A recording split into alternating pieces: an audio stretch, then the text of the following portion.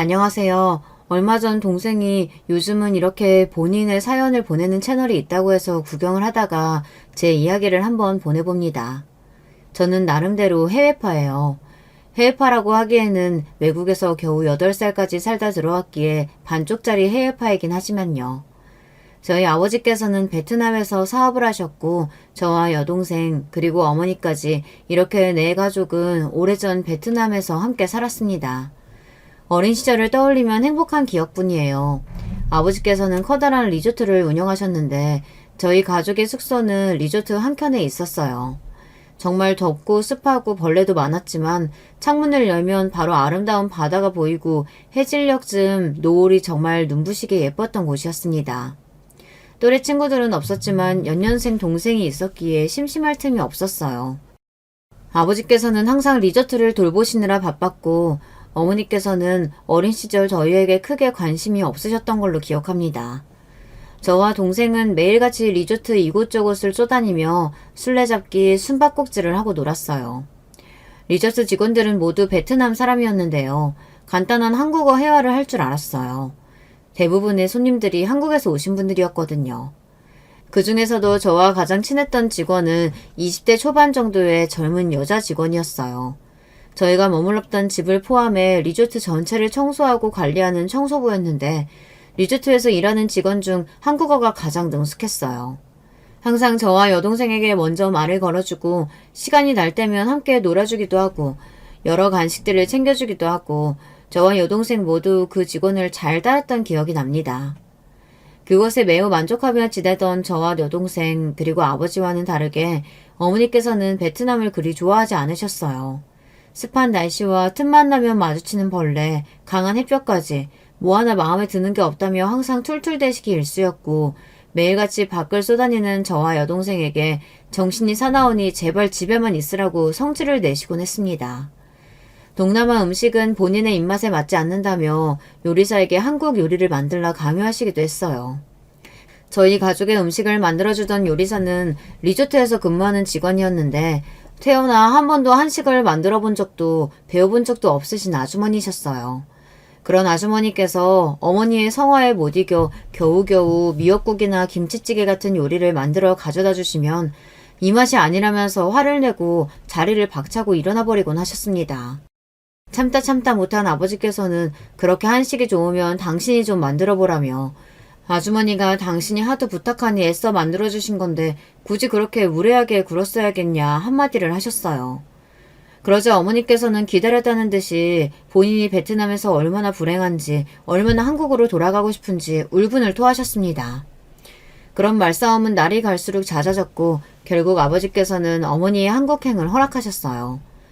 다만 혼자서는 돌아갈 수 없고 저와 여동생을 데려가 돌보고 교육을 책임진다는 조건 하였습니다. 어머니께서는 몹시 기뻐하시며 캐리어에 짐을 싸셨어요. 콧노래를 부르시며 즐겁게 베트남을 떠날 준비를 하시던 어머니의 모습이 아직까지도 생생하게 기억납니다. 당연한 말이지만 저와 여동생은 베트남을 떠나고 싶지 않았어요. 한국인 핏줄에 한국어를 사용하긴 했지만 저와 동생은 한국에 대해 잘 알지도 못하고 그닥 관심도 없었습니다.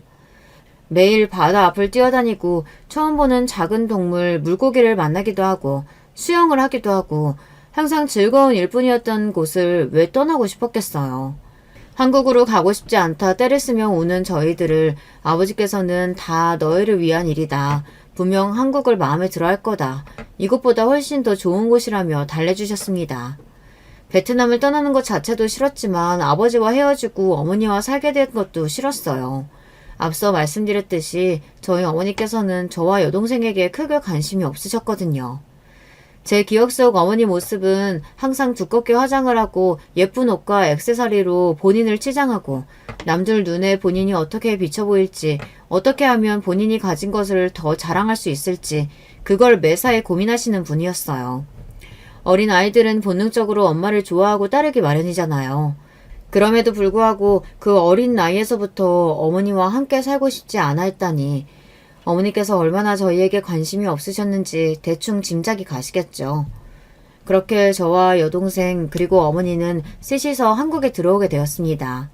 너무 어렸을 적이라 자세하게는 기억이 나지 않지만 한국에 대한 첫인상은 춥다였어요. 제가 지내던 베트남 지역은 1년 내내 날씨가 몹시 따뜻했고 겨울이라고 부를 만한 기간이 없었어요. 물론 조금 쌀쌀해지기는 했지만 한국의 겨울처럼 눈이 펑펑 오거나 칼바람이 부는 일은 없었어요. 저는 한국에 들어온 후 태어나 처음으로 눈이 나는 것을 보았습니다. 아버지께서는 한국이 베트남만큼 좋은 곳이다. 너희도 곧 적응하게 될 거다 말씀하셨지만 저와 여동생은 한국 생활에 적응하는 데 시간이 꽤나 오래 걸렸습니다. 일단 가장 큰 문제는 언어와 문화였습니다. 또래 아이들과 어울려 본 적이 없었으니 처음 학교에 입학한 후에 친구를 사귀는데도 큰 어려움을 겪었어요. 게다가 어렸을 적부터 꾸준히 한글을 접하고 주변에서 한국어를 듣고 사용해온 아이들과 다르게 저와 여동생은 언어 능력도 조금 부족한 편이었습니다. 햇볕에 잔뜩 그을려 어두운 피부에 한국말도 어눌한 저와 동생을 학교 친구들은 일명 튀기라며 놀렸고 저희 엄마도 동남아 사람이냐 너네 나라도 돌아가라면서 모진말을 하기도 했습니다. 요즘에서야 다문화를 존중하고 그런 다른 인종을 비하하는 것을 금기처럼 여기지만 제가 어렸을 적만 해도 동남아 혼혈 아이들에게 튀기라고 부르며 놀리고 괴롭히는 문화가 있었어요. 여러분은 이 단어를 들어보신 적이 있으신가요? 요즘 와서는 거의 사용되지 않는 말이기에 조금 생소하게 느껴지실지도 모르겠어요. 저와 동생은 혼혈이는 아니었지만 어린 아이들이 보기에는 꼭 그렇게 느껴졌던 모양이에요. 아무리 선생님께서 아이들에게 하지 말라 말씀을 하셔도 친구들의 괴롭힘은 끊이지 않았고 그렇지 않아도 낯선 곳에서 적응하기 힘들어하던 저와 여동생은 어머니께 학교가 가고 싶지 않다, 베트남으로 돌려보내달라 울며 떼를 썼습니다. 너네는 한국 사람이야. 한국 사람이 한국에 살아야지. 그런 후진 나라에 뭐하러 들어가려고 하니? 수준에 맞게 애들하고 어울려야 너네도 비슷한 수준이 되는 거야. 쓸데없는 소리 하지 말고 들어가서 공부나 해. 어머니께서는 정말 전형적인 공주님이었어요. 나이를 아무리 드셔도 소녀 시절에 머물러 있는 느낌이었달까요. 부잣집에서 외동딸로 태어나신 어머니께서는 어린 나이에 아버지를 만나 결혼을 했고 결혼 후 바로 아버지를 따라 베트남으로 출국을 하였습니다. 결혼 전에는 친정에서 친정 부모님의 수발을, 결혼 후에는 리조트에서 직원들의 수발을 받으며 평생 손에 물 한 방울 붙여본 적이 없으신 분이었어요. 한국으로 들어온 후에도 일주일에 3-4번씩은 집안일과 요리를 해주는 아주머니께서 집을 방문하셨고 어머니께서는 손가락 하나 까딱하지 않으시고 매일 소파 위에 드러누워 홈쇼핑을 보시거나 친구들과 이리저리 놀러다니기 바쁘셨습니다. 어머니께서는 살림뿐만 아니라 본인의 자식들에게도 별 관심이 없으셨어요. 자식들이 낯선 환경에 적응을 하든 못하든 학교에서 또래 친구들과 어울리지 못하고 괴롭힘을 당하든 말든 어머니에게는 전혀 중요한 일이 아니었습니다. 그저 매일 정해진 시간에 학교에 갔다가 사지 멀쩡히 집에 돌아오기만 하면 된다고 생각하시는 것 같았어요. 제가 어떤 생각을 하고 어떤 행동을 하며 다니는지에 대한 일말의 궁금증도 없어 보였죠. 어린 저는 매일매일 베트남을 그리워했어요. 다정하신 아버지와 저를 잘 챙겨주던 직원 언니, 맛있는 음식들과 매일매일 즐거웠던 바다. 그러나 인간은 적응의 동물이라고 하잖아요. 시간이 지날수록 제 기억은 흐릿해져 갔고 저와 여동생은 점점 한국 생활에 적응을 하기 시작했습니다. 조금 부족했던 언어 실력은 중학교에 입학할 때쯤 되자 다른 아이들과 거의 차이가 나지 않을 정도로 발전했어요. 처음엔 좀 어색하게 느껴졌던 한국 문화와 풍경도 6년여의 시간이 지나자 언제 그랬냐는 듯 익숙해지더라고요. 그런 환경을 버틸 수 있었던 것은 방학마다 찾아갔던 베트남의 영향도 컸어요. 여름방학, 겨울방학마다 저희는 베트남을 찾아 아버지와 시간을 보냈습니다. 처음에는 어머니께서도 함께 오셨지만 언제부턴가 저희만 보내기 시작하셨어요. 그때부터 저와 여동생은 아버지와 어머니의 사이가 예전 같지 않다는 것을 어렴풋이 느끼고 있었습니다. 아버지의 리조트는 매번 방학에 방문할 때마다 점점 규모가 커지고 화려해졌어요. 방문객이 많이 늘고 있었고 덩달아 아버지께서도 많이 바빠 보이셨습니다. 아버지께서는 저희에게 어머니 이야기를 거의 하지 않으셨는데요. 어느 겨울방학의 마지막 날 밤 잠에 들기 전 지나가듯 얘기를 꺼내셨어요. 처음 너희 엄마가 한국으로 가겠다는 말을 했을 때부터 이렇게 될 줄 알았다며 너희를 엄마 손에 떠맡겨서는 안 됐다면서요. 저는 눈을 감고 자는 척을 하고 있었고 여동생도 마찬가지였어요. 여동생도 눈을 감고 있었지만 맞잡고 있던 손이 미세하게 떨리는 것을 느꼈거든요. 그렇게 저희는 한국으로 돌아왔고 얼마 지나지 않아 어머니께서는 아버지와 이혼을 하게 됐다는 말씀을 하셨습니다. 니네는 나랑 아빠 중에 누구 따라갈래? 혹시나 해서 하는 말인데 엄마는 바빠. 같이 산다고 해도 잘 챙겨줄 여유 없어. 혼자서 지내야 돼. 저와 여동생은 모두 아버지를 따라가겠다고 말했어요. 어머니께서 저희들에게 제발 본인과 함께 가자고 사정사정을 해도 고민해볼 상황에 따라오지 말라고 티를 대놓고 내시니 선택은 당연히 한 가지뿐이었죠. 그렇게 어머니와의 짧은 한국 생활이 끝나고 저와 여동생은 할머니 댁에서 지내게 되었습니다. 어머니와 마찬가지로 아버지께서도 외동아들이셨어요. 그것도 조부모님께서 아주 늦은 나이에 얻은 귀한 늦둥이 장손이라고 하셨습니다. 그래서인지 할머니께서는 저와 여동생을 몹시 환영해 주셨고 딸들처럼 예뻐해 주셨어요. 할머니 집에서 지내게 된 후로 저와 여동생은 이전보다 몇 배는 더 행복하고 편안한 일상을 보내게 되었습니다. 어머니의 눈치를 볼 필요도 없었고 고민이 생겼을 때 털어놓고 도움을 받을 수 있는 보호자도 생기게 되었어요. 할머니께서는 항상 저와 여동생에게 관심이 많으셨어요. 뭐든 다 해주려고 하셨습니다. 어머니께서는 저희에게 한 번도 음식을 만들어준 적이 없으셨어요. 심지어 과일 하나조차 직접 깎아주신 적이 없었습니다. 그렇지만 할머니께서는 매 끼니를 본인 손으로 직접 만들어주셨어요. 도우미 아주머니께서 해주셨던 음식도 물론 맛있었지만 할머니께서 저희를 위해 직접 만들어주시는 음식은 훨씬 맛이 좋았습니다. 저와 여동생이 특히 좋아했던 것은 할머니의 떡볶이였어요. 요즘 유행하는 브랜드 떡볶이들처럼 자극적이고 매콤한 맛과는 거리가 멀었습니다. 달달한 고추장 베이스의 옛날 시장 떡볶이 맛이었습니다. 지금도 종종 그 떡볶이가 생각나요. 찐득하고 두꺼운 쌀떡과 통으로 숭덩숭덩 썰어낸 파가 푹 익혀져 있던 할머니의 떡볶이가요. 할머니께서는 제가 대학에 다닐 때 돌아가셨습니다. 여동생과 함께 정말 하늘이 무너져라 울었던 기억이 납니다. 할머니 집에서 지내면서 또 한 가지 느꼈던 것은 아버지께서 생각보다 돈을 더 잘 버신다는 사실이었어요. 물론 베트남의 리조트는 정말 크고 화려하고 멋있었지만 어머니와 함께 살던 시절에는 아버지께서 부자라는 사실을 체감할 만한 일이 별로 없었거든요. 저와 여동생은 필요한 물건이 있어도 어머니께 쉽사리 말씀을 드리지 못했고 용돈도 받지 못했어요. 물론 고급 아파트에서 가정부 아주머니의 도움을 받으며 지내긴 했지만 어렸을 적에는 다른 친구들도 모두 그런 환경에서 산다고 생각했습니다. 할머니 댁에 가고 나서야 그런 상황이 그리 일반적이지 않다는 것을 알게 되었죠. 할머니 댁에서 지내는 동안 아버지께서는 생활비 명목으로 할머니에게 많은 돈을 보내주셨어요. 조부모님이 살고 계시던 집도 아버지가 마련해 주신 고급 빌라였습니다. 저와 동생은 가지고 싶은 것이 있으면 뭐든지 가질 수 있었고 먹고 싶은 것이 있으면 전부 먹을 수 있었어요. 하고 싶은 것, 배우고 싶은 것이 있으면 금액에 상관없이 다 할 수 있었습니다. 그때는 그런 것들이 당연하게 느껴졌고 그때부터 경제관념이 조금 느슨해졌던 것 같아요. 딱히 티를 내고 다니지 않았다고 생각했는데 주변 친구들은 제가 부유한 집 아이라는 것을 다 알고 있었어요. 입고 다니는 옷이나 가방들도 값비싼 것이고 항상 카드를 들고 다니면서 친구들에게 맛있는 것을 사주고 물건을 잃어버려도 대수롭지 않게 여기는 것을 보며 자연스레 눈치를 챘다고 하더라고요. 그 얘기를 듣고 나서야 스스로가 좀 경제관념이 없어 보였구나 하는 생각이 들었습니다. 저와 친하고 가깝게 지내는 친구들이야 곱게 자란 부잣집 딸이라 그런가 보다 생각했지만 저를 안 이롭게 보는 친구들도 있었습니다. 저는 사람들과 어울리는 것을 좋아하고 활발한 성격이라 그런지 항상 반장 선거에 나갔어요. 고등학교 3년 내내 반장을 했습니다. 고등학교에 들어간 후 처음으로 맞는 체육대회에 반 친구들과 함께 단체 티셔츠를 맞추기로 했고 참여 신청을 받는데 신청하지 않는 아이들이 있는 거예요. 당시 저로서는 신청하지 않는 아이들이 모두 경제적으로 어려움이 있기에 그렇다고 판단을 내렸어요.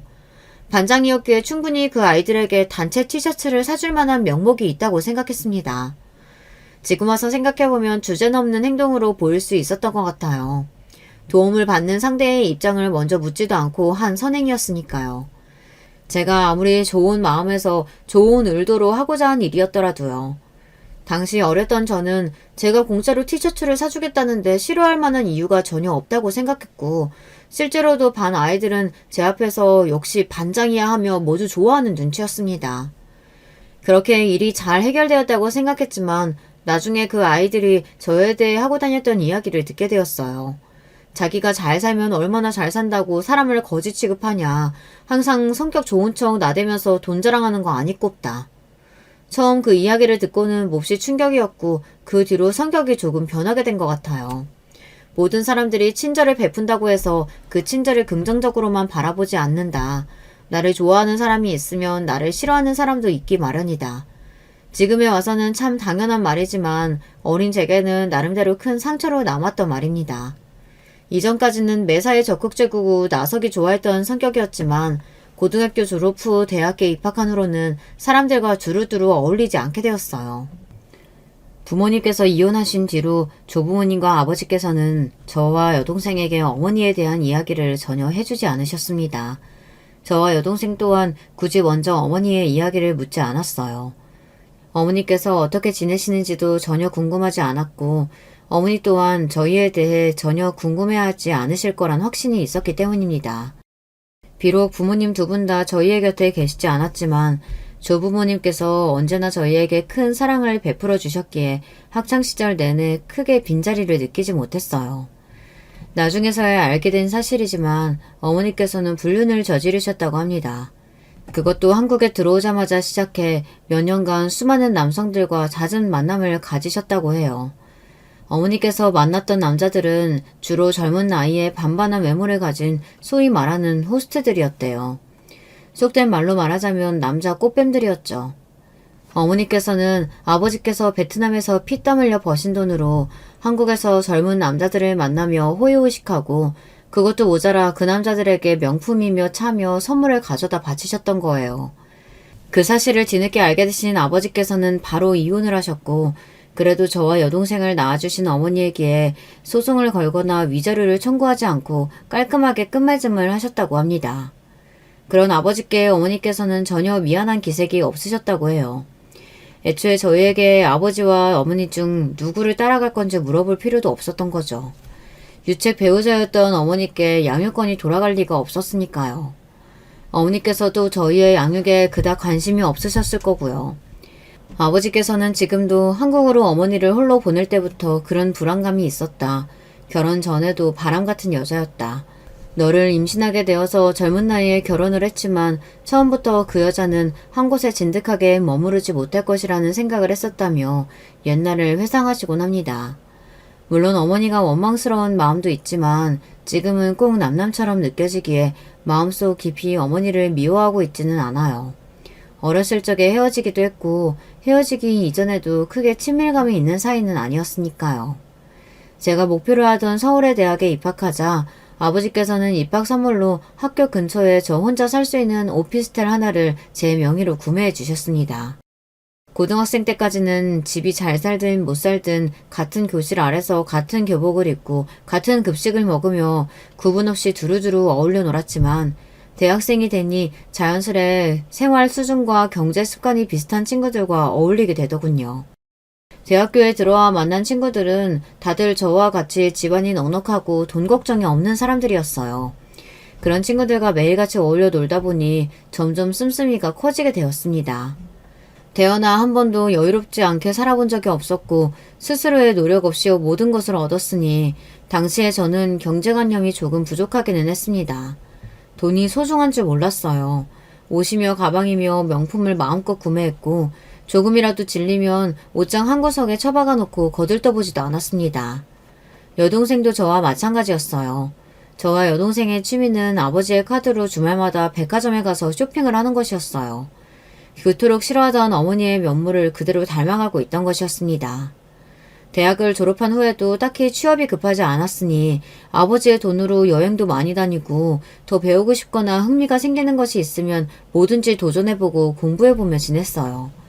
그러다가 우연찮게 들은 바리스타 일일 수업에 흥미가 생겨 커피 공부를 본격적으로 시작했습니다. 그 후 바리스타 자격증을 따고 개인 카페를 하나 열게 되었어요. 그저 커피가 좋아서 시작한 카페였지만 사업이라는 게 그리 만만하게 볼 게 아니더라고요. 관광지에 위치한 2층 규모의 카페라 그런지 손님이 꽤 많았고 제 밑으로 일하는 직원들도 있다 보니 어렸을 적처럼 마냥 책임감 없이 좋아하는 것만 하며 지낼 수가 없었습니다. 그렇게 좋아하던 쇼핑도 점점 안 하게 되고 땀 흘려 수익을 내보니 돈의 소중함을 스스로 깨닫게 되더라고요. 그렇지만 한번 커진 씀씀이는 쉽게 줄어들지는 않았습니다. 제 개인적인 욕심을 위해 사용하기보다는 카페에서 일하는 직원들의 복지나 급여를 다른 것보다 더 잘 챙겨주려고 했어요. 재료도 무조건 최고급으로만 썼고 손해보는 한이 있더라도 최대한 고객 한 명 한 명을 만족시키기 위해 노력했어요. 진상 손님이 와서 컴플레인을 걸어도 그냥 다시 만들어주라고 했습니다. 애초에 많은 수익을 얻기 위해 시작한 사업도 아니었고 직원들이 즐겁게 일하는 곳이 되기를 바랬어요. 그러다 보니 자연스럽게 손님들이 늘어갔고 카페는 시간이 지날수록 입소문을 타고 붐비게 되었습니다. 아무래도 이 정도 규모로는 매장이 원활하게 돌아가기 힘들 것 같아 고민 끝에 확장 겸 내부 수리를 위해 인테리어 공사를 하게 되었어요. 그때 만난 것이 바로 남편이었습니다. 남편은 작은 인테리어 공사 업체의 사장이었어요. 인테리어도 마찬가지로 돈을 아낄 생각이 없었기에 제가 생각하는 느낌을 적어 여러 업체에 견적을 문의했는데 비용은 상관없으니 최대한 좋은 퀄리티로 해달라는 제 요청에 타 업체들에서는 말도 안 되는 견적을 내주는 경우가 많았어요. 아무래도 호구 하나 제대로 잡았다는 느낌이었겠죠. 그렇지만 남편 회사는 달랐어요. 남편이 뽑아온 견적을 보니 좋은 재료를 쓰면서도 최대한 낭비는 없이 꼼꼼하게 하나하나 따지고 계획해서 만들어 온 것이 느껴지더라고요. 그렇게 남편 업체에 공사를 맡기게 되었고 공사 기간 동안 여러 번 만나 대화도 자주 나누게 되며 서로에게 자연스레 호감이 생기게 되었습니다. 남편보다는 제가 더 적극적으로 들이댔던 것 같아요. 남편은 외동아들이었고 어려운 집안에서 태어나 힘들게 자란 사람이었습니다. 아무 생각 없이 뛰어놀 나이부터 철이 일찍 들어 어려운 집안 형편에 조금이나마 보탬이 되기 위해 아득바득 정말 열심히 살아온 사람이었어요. 저와는 완전 정반대의 타입이었죠. 당시 제 눈에는 그런 남편이 참 멋있어 보였습니다. 남편과 만나며 남편 덕에 경제관념도 많이 잡히게 되었고 이런 사람이랑 결혼해서 살면 참 든든하고 좋겠다 싶었어요. 그래서 제가 먼저 결혼 이야기를 꺼냈습니다. 남편이 운영하는 인테리어 업체는 몹시 작은 규모였고 공사도 자주 맞는 편이 아니었기에 돈을 많이 벌지도 못했어요. 그렇다고 외모가 출중하게 잘났거나 집안이 좋은 사람도 아니었지만 전 그냥 남편이라는 사람 자체가 좋았던 것 같아요. 이 사람이다 하는 마음이 들었다고나 할까요? 결혼은 다들 미쳐서 한다고 하잖아요. 지금 생각해보면 정말 미쳤었던 거죠. 그놈의 콩깍지가 뭐라고 그때는 남편이 뭐라든 상관없이 다 좋았으니까요. 그렇게 결혼 약속을 한 후 처음으로 시부모님께 인사를 드리러 가게 되었어요. 외동아들의 어렸을 적부터 속 한 번 썩인 적 없던 착한 아들이어서인지 시어머님께서 남편을 아끼시는 게 눈에 보일 정도였습니다. 세상에 우리 아들 같은 남자가 어딨니? 넌 정말 남자 잘 만난 거다. 솔직히 마음 같아서는 장가 안 보내고 평생 내가 다리고 살고 싶을 정도야. 돈 잘 벌고 외모 잘난 게 뭐가 그렇게 중요하니? 사람은 됨됨이가 중요한 거야. 우리 아들 봐라. 인성되지, 능력 있지, 배포 크지. 대성할 사람인데 아직 빛을 못 본 것뿐이라니까. 당시 저는 남편에게 푹 빠져있기도 했고 처음 뵙는 시어머니께 잘 보이고 싶은 마음이 컸습니다. 처음 만나는 자리에서 제게 질문을 하시거나 저를 배려해 주시기는커녕 처음부터 끝까지 남편 얘기만 하시는 시어머니께 한마디 불만 없이 장단을 다 맞춰드렸어요. 남편은 민망해하며 우리 엄마가 좀 극성이다. 외동아들이라 그런 거니 네가 이해해달라며 이야기를 건넸고요. 전 그런 남편에게 내 눈에도 멋있는데 직접 낳아 키우신 어머니 눈에는 얼마나 멋있겠냐며 시어머니 말씀 전부 이해간다, 괜찮다 답해주었어요. 시댁에서는 집이라든가 혼수를 지원해 주실 형편이 전혀 아니었기에 자연스레 신혼집과 혼수 모두 제 쪽에서 준비하게 되었습니다. 정확히 말하자면 저희 아버지께서 감사하게도 제게 지원을 해주신 것이었죠. 아버지께서는 제가 결혼한다는 소식에 몹시 기뻐하시며 신혼집으로 넓은 아파트를 사주셨어요. 남편에게는 차까지 선물해 주셨습니다. 남편뿐만 아니라 시어머니, 시아버지께도 예단을 엄청나게 해갔습니다.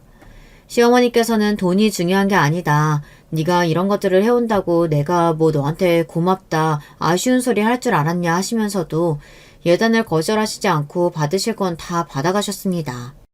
지금 와서 생각해보면 시어머니께서 그런 반응을 보이셨을 때 바로 결혼을 뒤엎거나 했어야 했는데 제가 너무 안일하기는 했어요. 저는 어렸을 적부터 결혼식에 대한 로망이 있던 사람이었어요. 그렇기에 얼마가 들든 상관없이 고급스럽고 휘황찬란한 호텔에서 꽃장식을 예쁘게 해놓고 식을 진행하고 싶었습니다. 그러나 제 이야기를 들으신 시어머니께서는 쓸데없이 너무 사치스럽다. 도대체 꽃장식 같은 걸 왜 해야 하냐. 동네 식장에서 하든 호텔 식장에서 하든 결혼식은 다 똑같은 거다. 필요 없는 곳에 돈 쓰지 말고 그 돈 아껴서 저축이나 해라. 핀잔을 주셨어요. 신혼여행도 마찬가지였습니다. 저는 당연히 유럽이나 하와이 등 휴양지 쪽으로 오래 다녀올 생각이었는데 시어머니께서는 신혼여행은 당연히 제주도로 가야 하는 것 아니냐며 한국 사람이 한국 관광지를 사랑해야지 어딜 외국을 나가냐. 너 외국 살다 와서 그런 거냐. 그러면 안 된다. 외국을 해야 된다. 여행 한 번에 매국노라도 된 것 마냥 구셨어요. 매사 참견이 너무 심하셨습니다. 남편은 그런 시어머니께 왜 그러시냐 하면서도 제게는 옛날 분이니까 네가 이해를 좀 해달라. 그리고 어머니 말씀이 틀린 것도 아니지 않느냐. 꼭 고급 호텔에서 결혼을 해야 하냐. 식장이 다 거기서 거기 아니냐. 그 돈으로 더 좋은 혼수 사도 되는 거 아니냐. 은근슬쩍 어머니 편을 들었어요. 게다가 신혼여행지도 본인은 영어도 못하고 비행기도 오래 타기 싫다면서 제주도 아니면 동남아로 가고 싶다고 하더라고요. 아예 저희 아버지가 계시는 베트남 리조트에 가자고 이야기를 했어요. 말로는 장인어른 모시고 휴가 보내면 얼마나 좋냐, 아버지를 위하는 척 했지만 딱 봐도 신혼여행에 들어가는 돈이 아까워서 그러는 것 같더라고요. 그런 남편에게 식장이며 신혼여행에 들어가는 돈 다 내가 낼 테니 더 이상 왈가왈부하지 말고 제가 원하는 대로 하자고 했습니다. 남편은 본인이 돈 때문에 이러는 것 같냐, 본인은 진짜 동남아가 더 좋다 열을 냈지만 막상 유럽으로 신혼여행을 떠나서는 그 누구보다도 즐거워 보였습니다. 비행기를 타고 가는 내내 제가 멀미를 더했으면 더했지 아주 멀쩡해 보였어요. 처음에는 남편이 매사 아껴 쓰고 알뜰살뜰 사는 게 참 좋아 보였는데 시간이 지날수록 너무 유난처럼 느껴지긴 했습니다. 남편은 정말 지독한 짠돌이였어요. 장을 보러 나가도 100원, 200원을 아껴 썼고 구멍이 난 속옷을 버리지 않고 계속 입었습니다. 저는 그런 남편에게 내가 사줄 테니 제발 그 속옷이며 양말이며 다 가져다 버려라 잔소리를 했지만 남편은 아직 멀쩡한 것들을 왜 버리냐며 달아서 해질 때까지 알아서 잘 입을 테니 신경 쓰지 말라고 하더라고요. 그래도 거기까지는 본인이 본인 물건 아낀다는데 그렇다 쳐요. 그런데 남편은 점점 제 행동이며 물건에까지 참견을 하기 시작했습니다.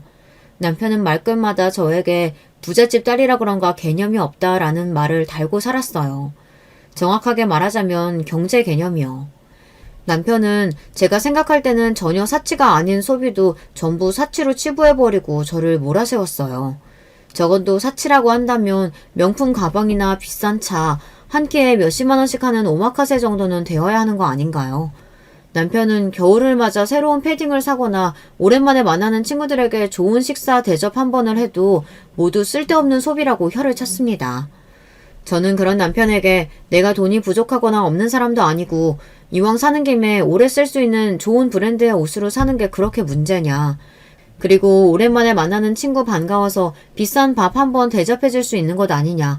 당신은 왜 그렇게 매사에 아깝다는 말을 달고 사냐 따졌지만 남편은 그런 제게 역시 부잣집 공주라 그런가 일반인들의 생각을 이해 못한다며 항상 비꼬기만 했습니다. 시어머니께서도 마찬가지였어요. 언제나 입이 마르고 닳도록 남편만 칭찬하기 바쁘셨고 저는 매번 잔소리와 핀잔을 들어야 했습니다. 얘가 부잣집 딸이라서 그런가, 부잣집 딸이라 이런 걸 모르나, 부잣집 딸이라 이런 걸 이런 식으로 하나.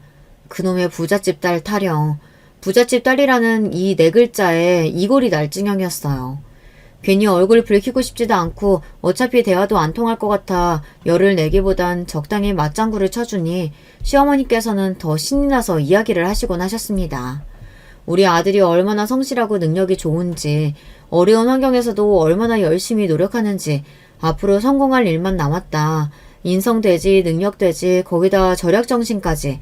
뭐 하나 빠지는 게 없으니 곧 대성할 거다. 너 결혼 한번 정말 잘한 거다. 우리 아들 같은 남자 전 세계를 뒤져봐도 없다며 침까지 튀기며 열반을 토하시는데 참 할 말은 많았지만 굳이 입 밖으로 꺼내지도 않았습니다.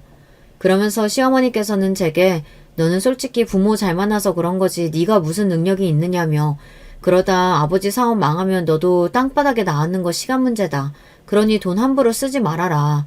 우리 아들 등골 빨아먹을 생각은 추워도 하지 말라면서 으름장을 놓으셨습니다. 참 웃긴 게 사실 따지고 보면 등골 빨아먹는 건 제가 아니라 그렇게 잘났다는 시어머니 아들이었어요. 결혼 후에도 남편 인테리어 사업은 잘 될 기미가 보이지 않았어요. 결국 보다 못한 제가 남편에게 투자를 해주기로 했거든요. 남편은 그 투자금으로 계약을 따냈다고 큰소리를 떵떵 쳤지만 나중에 알고 보니 그 돈으로 시어머니께 아파트를 사줬더라고요. 본인이 살고 있는 집이며 차, 게다가 본인 부모가 사는 집까지 전부 제 주머니에서 나온 돈이면서 어쩜 그렇게 뻔뻔할 수가 있었는지요. 그렇게 참다 도저히 이렇게는 못 살겠다는 생각이 들었어요. 그래서 결국 저는 남편에게 이혼을 선언했습니다. 투자금이며 당신 차며 전부 다 내놔라. 우리 이제 갈라서자 큰소리를 치니 남편은 그제서야 태도를 싹 바꾸고는 갑자기 왜 그러냐. 내가 그동안 좀 심했다. 당신 같은 여자랑 결혼한 건 내 인생 최대의 행복이라며 비위를 살살 맞추기 시작했습니다. 시어머니도 마찬가지였어요. 남편에게 이혼 얘기에 대해 전해 들었는지 갑자기 우리 아가 하며 되지도 않는 칭찬들을 쏟아내시더라고요. 그 뒤로도 한동안 두 사람은 제 앞에서 항상 비위 맞추기 바빴고 솔직히 그 모습이 그닥 믿음직스러워 보이지는 않았어요. 사람이 어디 그렇게 쉽게 변하나요? 그렇지만 외국에 계시는 아버지께 이혼 소식을 알리면 걱정이 많으실 것 같기도 하고 그래도 내가 선택한 남편 시댁인데 이 정도면 참고 살만하겠다 싶어서 결국 이혼을 철회하게 되었습니다. 그러던 어느 날 아버지께 연락이 왔어요. 무슨 일이시냐 여쭤보니 한국에 들어오셨다고 하더라고요. 다름이 아니고 이제 국내에도 사업을 해보려고 한다. 강원도 쪽에 호텔형 펜션을 지을 생각인데 너네 남편이 인테리어 한다고 하지 않았냐. 계약을 남편한테 맡겨보는 게 어떻겠냐. 아버지께서 먼저 제안을 해오셨습니다.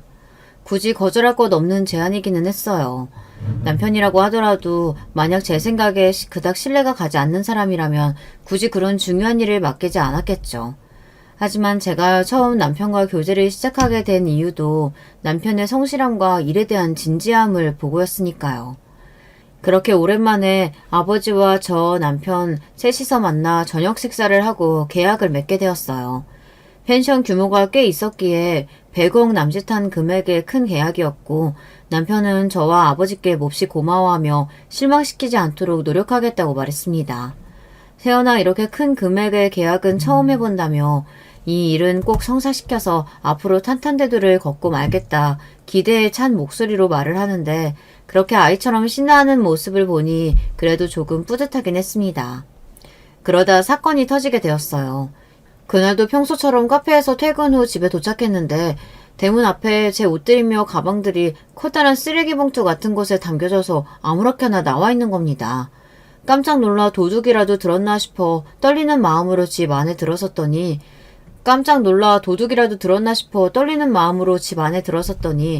시어머니께서 미친 사람처럼 제 짐들을 마구잡이로 봉투에 넣고 계셨어요.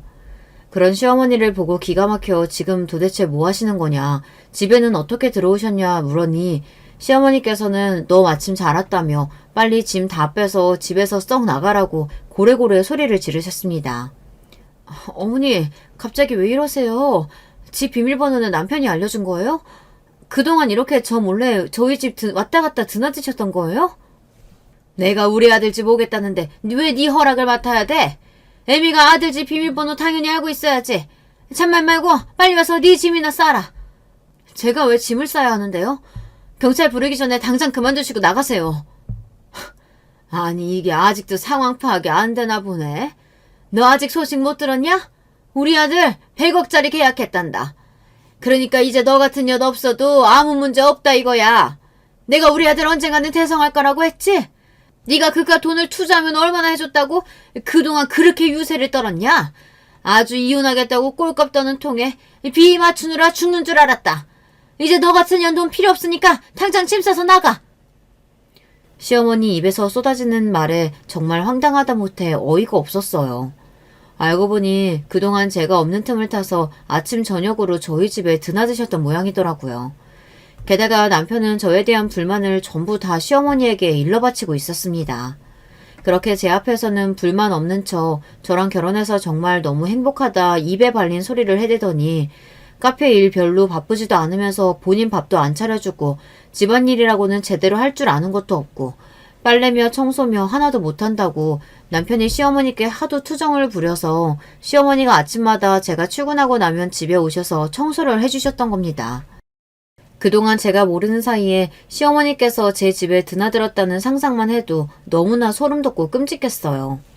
제 앞에서는 사랑꾼인 척 착한 척 다 하더니 뒤로는 시어머니한테 집 비밀번호까지 다 알려주고 내 일거수일투족 다 일러바치고 지들끼리 얼마나 내 욕을 했을까. 사람 쉽게 변하는 거 아니라는데 내가 진짜 미쳤었지.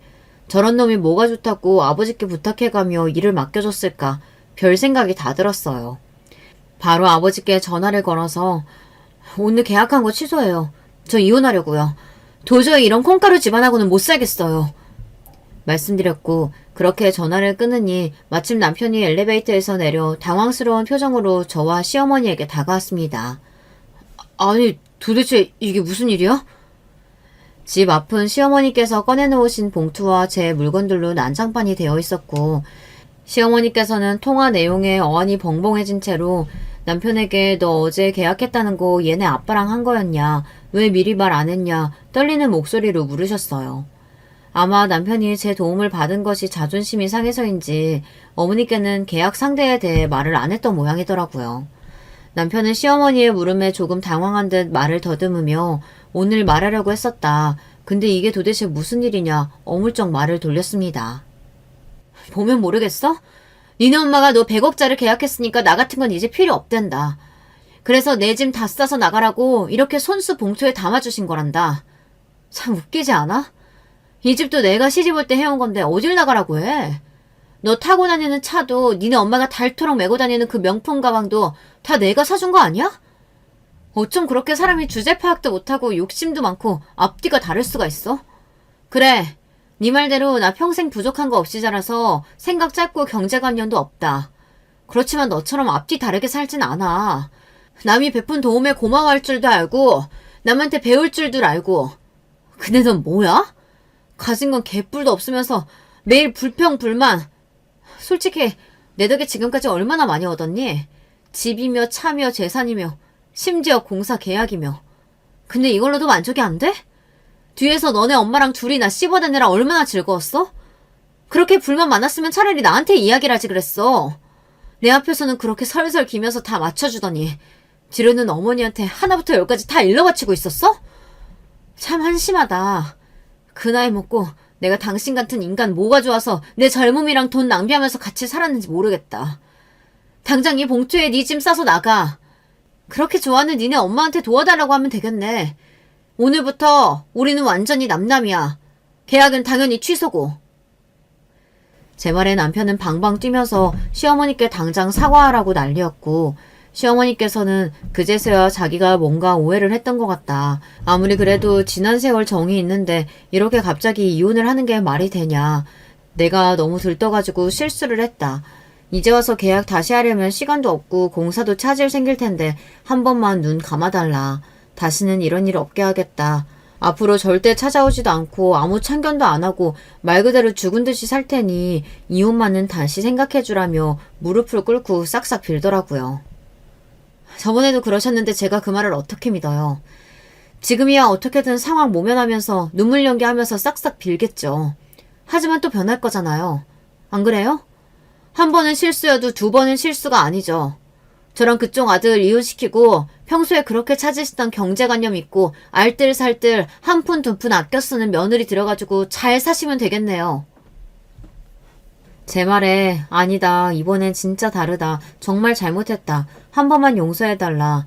모자가 쌍으로 얼굴에 철판을 깔고 싹싹 비는데 다 필요 없으니 내 물건들 전부 제자리에 갖다 놓고 이 봉투에 그대로 짐 다 싸서 나가라. 지금 안 챙겨가면 그냥 다 버릴 테니까 좋게 말할 때 챙기는 게 좋을 거다 말했어요. 남편은 절대 짐 못 산다. 이렇게는 이혼 못하겠다 버티더니 제가 진짜로 물건들을 다 가져다 버릴 기세니까 그제서야 봉투에 담긴 제 물건들을 빼내고 하나씩 본인 물건을 챙기기 시작하더라고요. 일단 오늘은 갈 테니 진정되면 다시 이야기하자고 하는데 너란 인간이랑 다시 이야기할 생각 추워도 없고 얼굴 보는 것도 오늘이 마지막일 거다. 이혼 서류 보내면 도장이나 찍어 보내라 말하고 그대로 쫓아냈습니다. 그 뒤로 한동안은 어떻게든 제 마음을 돌려보려고 카페도 찾아오고 집도 찾아오고 별 난리를 치더니만 제가 너무 단호해 보였는지 나중에는 마음을 돌리기보단 뭐라도 더 뜯어내려고 머리를 굴리더라고요. 당연히 집이며 차며 전부 제가 결혼할 때 해왔던 것들이고 결혼 후에 같이 일해서 번 돈은 거의 모아놓지 않았어요. 재산 분할 같은 건 택도 없었고 시어머니의 자택 무단 침입 등 모든 상황이 제 쪽으로 유리하게 흘러갈 상황이었어요. 뭔가를 뜯어내기는커녕 잘못하면 위자료까지 엄청 물 것 같아 보이니 나중에는 또 그냥 조용히 이혼해 줄 테니 제발 위자료만은 안 내게 해달라고 빌더라고요. 그래도 한때는 결혼하고 살았던 사람인데 그런 구질구질한 모습 그만 보고 싶기도 하고 그런 푼돈 받아서 뭐 하겠나 싶어서 그냥 위자료는 받지 않고 합의 이혼해주기로 했습니다.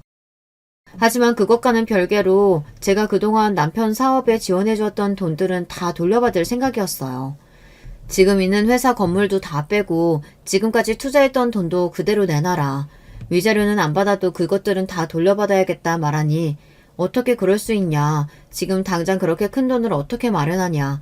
이렇게 급하게 회사 건물에 빼면 당장 어디로 가라는 거냐. 우는 소리 하는 남편에게 내가 신경 써줄 바 아닌 것 같은데 다음 주까지 짐 안 빼면 무단 점거로 고소할 테니 알아서 해. 이렇게 답해주고는 전화를 뚝 끊어버렸어요. 얼마 지나지 않아 남편은 기일에 맞춰 짐을 다 뺐지만 투자금은 돌려주기 어려울 것 같다. 법적으로도 투자 금액은 회수받지 못하는 거 아니냐 따져왔습니다. 저는 그 말에 또 한 번 기가 찼어요. 여러분들도 그러시겠죠. 제가 투자금이라며 해준 돈이 어디에 사용됐는지 뻔히 알고 계시잖아요. 그래, 네 말대로 투자금은 원칙적으로는 투자가 실패하든 성공하든 돌려받지 못하는 게 맞지. 근데 그건 내 투자금이 적절한 곳에 잘 사용됐을 때 얘기 아니야? 너 내가 준 돈 회사에 쓴 거 아니고 니네 엄마 직구해준 거 다 알고 있어. 그거 명백한 사기 아니야? 내 투자금으로 딴짓한 거잖아. 사기죄로 고소하고 투자금 반환 소송하기 전에 빚을 내서라도 원금 그대로 내 통장에 입금해놔. 어차피 내 돈이었으니 넌 손해보는 것도 아니잖아? 인미기고 뭐고 다 동원해서 네 회사 망하게 하는 수가 있으니까 생각 잘하고. 남편은 또 그제서야 상황 파악이 됐는지 덜덜 떨리는 목소리로 내가 잘못했다. 당신이 그걸 알고 있을 줄은 정말 몰랐다. 제발 시간을 좀 달라 빌기 시작했지만 저는 더는 들어줄 가치가 없다 생각해 전화를 끊어버렸어요. 만약 기일을 맞춰 돈을 보내지 않으면 정말 소송까지 갈 생각이었는데 어찌어찌 기간을 맞춰서 계좌에 입금을 하기는 했더라고요. 아마 빚을 낸 거였겠죠. 소송에 들어가게 된다면 그쪽도 변호사 선임 비용 등 돈 들어갈 곳이 많다고 생각했을 테고 소송 결과도 절대 본인에게 유리할 것 같지 않다는 판단이 들었을 거예요. 어찌되었든 돈을 어떻게 구해왔는지는 제 알 바가 아니었고 요구했던 조건을 다 맞췄으니 저와 남편은 그렇게 합의 이혼을 하게 되었습니다. 흔히 말하는 돌싱이 되었지만 저는 아직 젊은 나이라고 생각해요. 아이도 없고 다시 시작하기에 능력도 있고 시간도 충분하고요. 다만 한동안은 혼자서 마음 편하게 지내고 싶습니다. 운영하던 카페는 여전히 잘 되고 있지만 다른 사람에게 운영을 넘기고 아버지께서 새로 시작하는 호텔을 제가 맡아서 경영해보기로 했어요. 그렇지 않아도 아버지께서 고민이 많으셨다고 하더라고요. 매번 아버지께서 직접 베트남에서 한국을 왔다 갔다 하실 수도 없는데 주변에 믿을 사람이 없다면서요. 이렇게 새로운 일도 시작됐으니 정말 새 마음으로 새 출발하기 딱 좋은 시기라고 생각합니다. 새로운 인생의 시작인 저와는 다르게 아마 전 남편은 인생 내리막길이 시작됐겠죠. 빚이며 회사 건물이며 어떻게 해결했을지는 전혀 모르겠네요. 이혼하고 한동안은 근황이 조금 궁금하긴 했으나 이제는 별 생각 없어요. 평생 동안 본인의 잘못된 판단과 헛된 욕심으로 뻥 차버린 기회를 떠올리며 지독한 후회 속에 살아갔으면 하는 마음뿐입니다. 이번 일로 그쪽도 겪은 게 좀 있기야 하겠죠. 사람이라면요. 그렇지만 본성 어디 안 간다고 앞으로도 크게 변하진 않을 것 같긴 합니다. 사람이 어디 그리 쉽게 변하나요? 변할 사람이었다면 제가 처음 기회를 줬을 때 변하고도 남았겠죠. 어찌되었든 본인들이 선택한 결과이니 잘 감내하며 살길 바랍니다. 얼마 전 오랜만에 만난 여동생이 이 채널을 보고 있기에 재밌어 보여 물었더니 사람들이 본인 이야기를 올리는 곳이라며 언니도 이런데 한번 써보는 게 어떠냐 하기에 사연을 쓰게 되었어요. 그닥 남한테 자랑할 만한 이야기는 아니지만 어찌되었든 나름대로 속 시원하게 끝맺음을 했으니 스스로도 지난 세월을 돌아보고 새로운 인생에 대해 다짐할 수 있는 계기가 될 겸 해서 적어보았습니다. 이제 호텔 정식 오픈이 얼마 남지 않았어요. 좀 더 공부도 많이 하고 열심히 준비해 볼 생각이에요. 돌이켜보면 제가 부모 잘 만나 참 운 좋게 살아오기는 했습니다. 이 모든 것을 제게 주신 아버지께는 항상 감사한 마음이에요. 자랑은 아니지만 남편에게 돌려받은 투자금은 전부 복지센터에 기부를 했습니다. 애초에 남편에게 줄 때부터 제 손을 떠난 돈이라고 생각했거든요. 제 새로운 인생 시작을 위해 좋은 마음으로 전액 기부를 했습니다. 이 기부가 부디 좋은 밑거름이 되어주기를 바라요. 앞으로도 제가 가진 것들이 당연하다 생각하지 않고 남들에게 더 베풀고 더더욱 겸손하게 살기 위해 노력하겠습니다. 아버지께 패기치지 않기 위해 일도 열심히 할 거고요. 여기까지 제 긴 이야기 들어주셔서 감사합니다. 여러분의 남은 인생에도 앞으로 더 좋은 일만 가득하시길 바랄게요. 안녕하세요. 저는 직장을 다니는 두 아이의 엄마입니다. 제 이야기를 들려드리고 싶어 사연을 씁니다. 저는 직장에서 남편을 만났습니다. 남편이 먼저 고백을 하여 사귀게 되었고 결혼까지 갔습니다. 상견례에서 시어머니는 저를 못마땅해 하는 티를 내셨습니다. 남편보다 제가 나이가 더 많다는 이유였지만 저는 상관없었습니다. 시어머니랑 살 거 아니라고 생각했기 때문이었죠. 그렇게 열심히 직장 생활과 신혼 생활을 보내다가 딸이 생겼습니다. 시대의 흐름에 따라 저는 퇴사를 했고 눈에 넣어도 아프지 않을 사랑스러운 딸이 태어났습니다. 시어머니는 첫째가 딸이라며 탐탁지 않아 하셨지만 남편은 딸을 품에 안고 감격에 젖어 울기까지 했습니다. 첫째가 태어나고 3년 뒤에 아들도 태어났습니다. 그때쯤 시어머니는 손주인 아들을 봐주시겠다는 명분으로 올라오셨습니다. 그러다 어느 순간 본인 집을 처분하시고 저희 집에 그대로 눌러앉으셨습니다. 시어머니와의 갑작스러운 합가 문제로 남편과 저는 크게 싸웠지만 결국 시어머니를 모시게 되었습니다. 갑자기 시작된 시집살이가 쉽지는 않았지만 그래도 해낼 수 있었습니다. 화목한 가정을 위해서라면 저 하나 희생하면 된다고 생각을 했었거든요. 애미야, 여기 좀 닦아라. 너는 애비가 벌어주는 돈 쓰면서 집에서 놀고 먹으면서 이런 거 하나 제대로 청소도 못하냐? 시어머니는 사사건건 제가 하는 모든 일에 참견하시기 시작하셨습니다. 청소를 끝내면 다시 그곳을 더럽히시고는 청소도 제대로 못하느냐고 잔소리를 하시기도 하셨습니다. 애미야, 애비 살 빠진 거 봐라. 너는 얼마나 살기가 좋으면 그렇게 살이 뒤룩뒤룩 찌니? 너는 애비한테 미안하지도 않으냐? 하시며 저에게 인신공격하시기도 하셨죠. 살이라고 해봤자 딸과 아들을 낳고 빠지지 못한 붓기가 남아 살이 된 것뿐인데도 말입니다. 시어머니의 말에 살을 빼려고 저녁 먹고 동네라도 한 바퀴 돌다 오려고 하면 또 한마디를 하시고는 하셨습니다. 그렇게 돌아다녀서 살이 빠지겠느냐? 안 먹고 운동을 해야 살이 빠지지. 저렇게 미련해서야. 이러시면서 저를 힘들게 하셨습니다. 그때쯤 남편과의 사이도 안 좋아지기 시작했습니다. 여보, 저 너무 힘들어요. 어머니 좀 어떻게 해봐요. 그게 다 어머니께서 당신 걱정해서 그런 거 아니야? 그러니까 당신이 어머님 말씀 좀 잘 듣고. 이러면서 제 편이 아닌 어머님 편을 듣는 것을 보고 싸움이 커지고 싸우는 소리가 들리니까 주무시던 시어머니가 깨셔서 들어오셔서 저는 확 밀치시더니 말씀하시더군요. 어디 멍청한 계집애가 하늘 같은 남편한테 소리를 질러?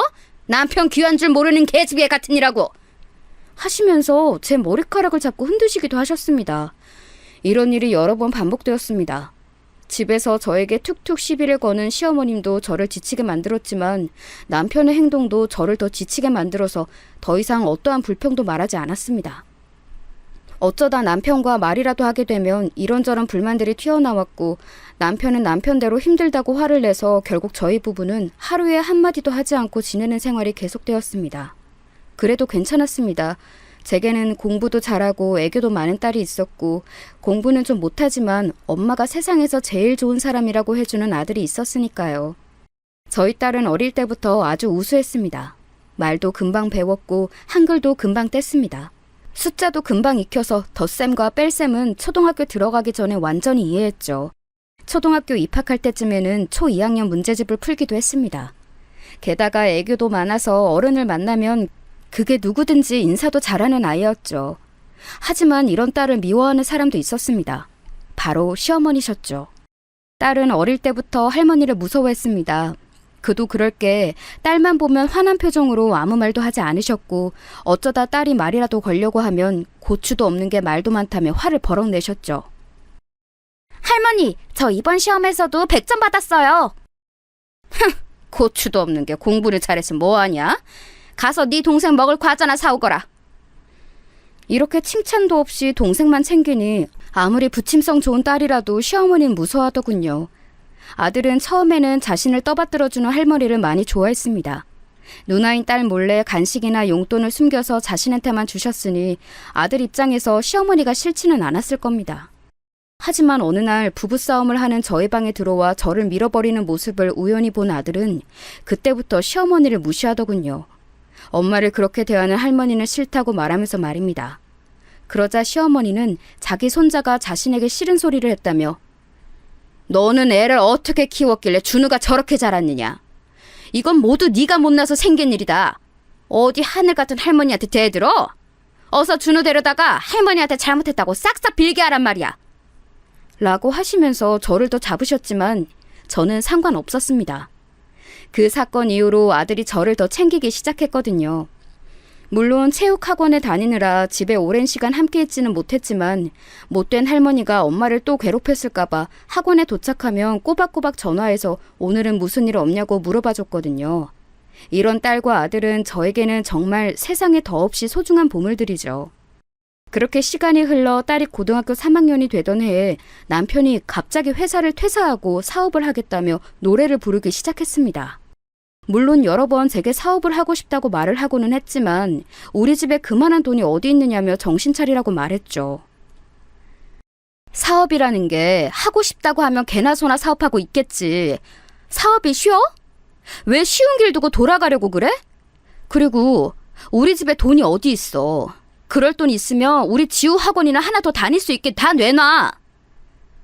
돈이 없긴 왜 없어. 원래 시작은 빚지고 시작하는 거야. 당신이나 나나 신용대출 받고 그것도 안 되면 이 집 담보로 대출 받으면 될 거 아니야? 남편의 입에서는 정말 말도 안 되는 소리가 튀어나왔습니다. 집을 담보로 돈을 빌릴 생각을 하다니 이 집은 돌아가신 제 부모님께서 해주신 집이었습니다. 저는 저희 집에서 누뚱이 막내딸로 태어났습니다.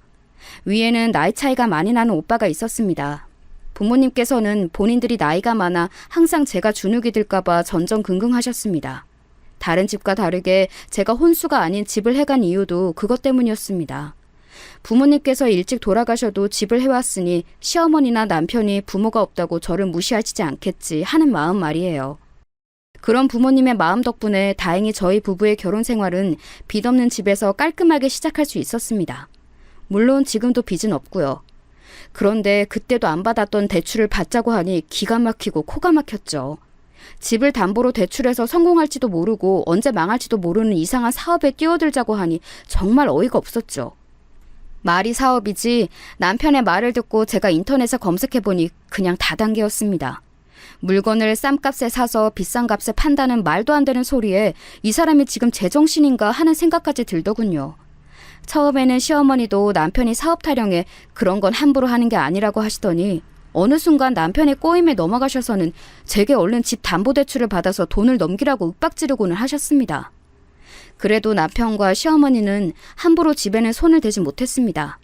제 아버지가 저희 부부에게 집을 해주실 때 조건이 집을 제 명의로 한다는 조건 때문에 남편은 주택에 지분이 없어서 함부로 집을 담보로 대출을 받을 수 없었거든요. 그래서 그런지 시어머니의 독촉은 날이 갈수록 심해졌습니다.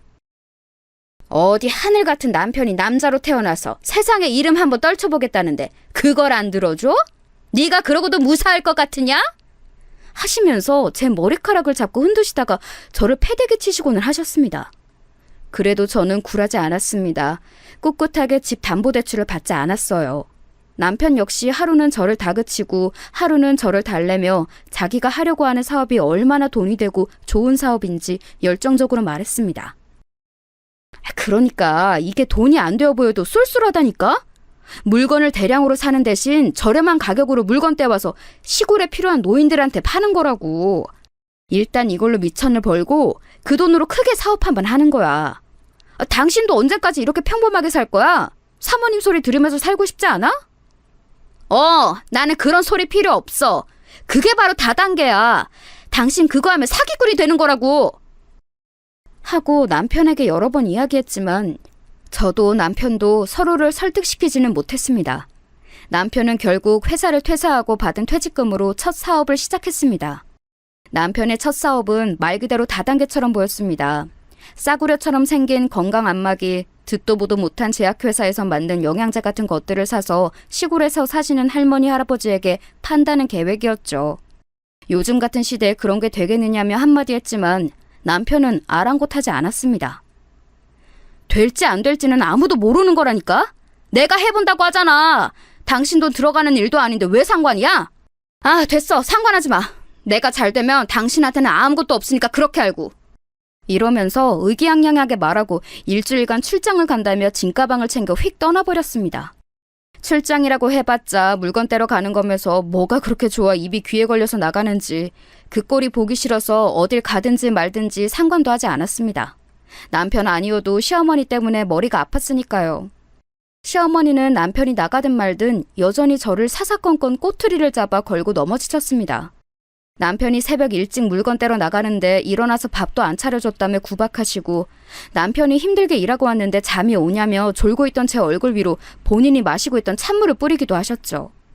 사실 남편이 당장 일을 그만두고 퇴직금까지 말도 안 되는 사업한다고 안 가져다 주고 쓰는 바람에 제가 당장 일을 시작했거든요. 물론 경력도 단절된 50대 아줌마를 누가 써주겠어요. 그냥 동네 큰 슈퍼에서 계산대 일하면서 조금씩 생활비를 벌었죠. 그 생활비로 알뜰살뜰 딸 아들 학원 보내고 먹고 생활하고 있는데 시어머니는 여전히 제가 집에서 놀고 먹는 줄 아시니 기가 막힐 노릇이었죠. 그래도 어떻게 하겠어요. 우리 식구들 살려면 이렇게라도 해야 하니 그냥 꾹 눌러 참고 살았죠. 남편이 떼온 물건을 팔러 간다며 나가고 일주일이 지났을 때 시어머니는 제게 남편과 연락이 되지 않는다고 말씀하시더군요. 시어머니도 저도 남편에게 계속 전화를 걸었지만 받지 않더군요. 혹시나 하는 걱정스러운 마음에 경찰에 실종으로 신고하려고 했지만 경찰서에서는 성인 남성이기 때문에 조금만 더 기다려보시라는 소리만 되풀이했죠. 시어머니께서는 지금이라도 얼른 가서 찾아봐야 하는 거 아니냐고 저를 닥달하셨지만 현실적으로 불가능했습니다. 시어머니께서 남편 걱정을 뒤로하고 출근하려는 저를 잡더니 말을 하시더군요. 너는 남편이 집에 안 들어오는데 그깟 계산하는 일 때려치고 맨발로 뛰쳐나가서 얼른 찾아봐야지. 겨우 그깟 푼돈 벌면서 아직도 안 찾고 뭐해? 얼른 가서 내 귀한 아들 찾아와! 하고 소리를 지르면서 일하러 나가는 사람을 들들 볶더군요. 그래도 어떻게 하겠어요. 일단 찾는 신용이라도 해야죠. 그렇게 다시 일주일이 흘러 남편이 집에 안 들어온 지 2주가 흐를 때쯤 퇴근하고 집에 왔는데 인기척이 느껴지는 게 아니겠어요? 분명 시어머니는 안 계시고 아이들은 학원에 있을 시간인데 말이에요. 저는 혹시나 하는 마음에 신발장 옆에 세워둔 아들의 야구 방망이를 들고 살금살금 집 안으로 들어갔어요. 인기척이 느껴지는 주방으로 향하자 거짓골에 웬 남자가 냉장고 문을 활짝 열고 반찬이며 음식들을 정신없이 입안에 우겨넣고 있더군요. 저는 그 뒤에서 머리를 향해 야구 방망이를 내려치려고 하는데 돌아본 남자의 얼굴에 얼른 멈췄습니다. 여러분도 대충 누군지 아시겠죠? 정신없이 자기 입에 음식을 밀어넣는 남자는 다름 아닌 남편이었습니다. 당신 뭐야? 그동안 어디서 뭘 하고 다녔던 거야? 뭘 했는데 이제 들어와서 냉장고를 뒤지고 있어? 하고 날카롭게 소리를 치자 남편이 반찬 양념이 가득 묻어 번들거리는 주둥이에 손가락을 대고 조용히 하라는 듯이 쉬쉬거리더군요. 저는 그런 남편의 모습에 속에서 끓어오르는 화를 내리누르며 남편을 지나쳐 정수기에서 찬물을 한 잔 마시고 남편의 그런 한심한 모습을 더 볼 자신이 없어 화장실로 들어가 버렸습니다. 후에 밥을 다 먹은 남편이 말하기를 물건을 싼값에 팔고 트럭을 빌려주는 업체에서 그러지 말고 자신들과 동업을 하자고 했다더군요. 사장님, 우리 다 먹고 살려고 하는 거 아닙니까? 저희랑 동업하신 건 어떠세요? 이런 일도 저희에 소속되어서 하시면 훨씬 편해요. 사장님이요? 그렇죠. 아무리 제가 사장이어도 이런 건 또 어딘가에 소속이 되어 있으면 좋죠. 아우, 잘 생각하셨어요. 이런 일은 흩어지면 힘들거든요.